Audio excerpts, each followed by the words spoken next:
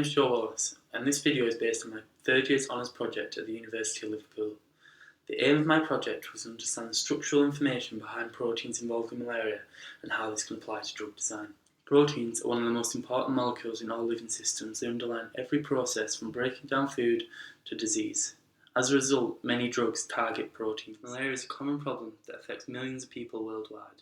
The disease is caused when the organism Plasmodium enters the body via female mosquito bites.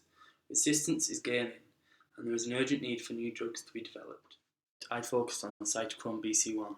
This is the third complex in the electron transport chain, which is responsible for producing ATP, the energy currency of all living systems.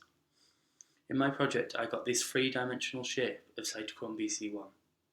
There is subtle differences between the human and the Plasmodium forms, and these differences can be targeted with drugs. To get this three-dimensional structure, I used a technique called crystallography.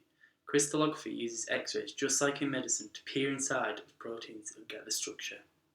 However, as proteins are so small, this causes some problems. If we have a single protein, shown here in the middle, the beam on the left will mostly travel straight through, with little diffraction. This leads to little signal, and we are unable to solve the structure. If we then have a solution of proteins, all randomly orientated, the incoming beam will be diffracted in many different directions.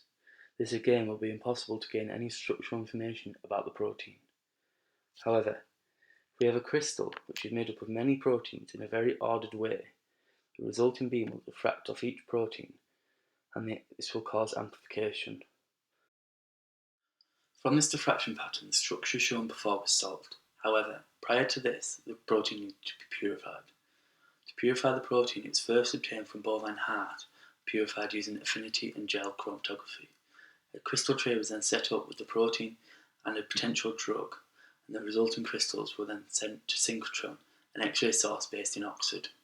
Analysis of the subtle differences mentioned before suggests that the drug would likely bind to both Plasmodium and human forms of cytochrome BC1. This is clearly undesirable and would likely cause side effects in humans. Overall, I have thoroughly enjoyed my project, and the results I have obtained can be used both to improve and develop new drugs against malaria. However, one of the problems with my project was that we used bovine instead of Plasmodium BC1. This is because with Plasmodium BC1, it is difficult to obtain a high enough yield that is required for crystallography studies. Work has already been done in the lab to develop new techniques such as cryo-EM to solve the structure of actual Plasmodium BC1, and I feel this is very exciting work to look forward to, especially to verify my own results.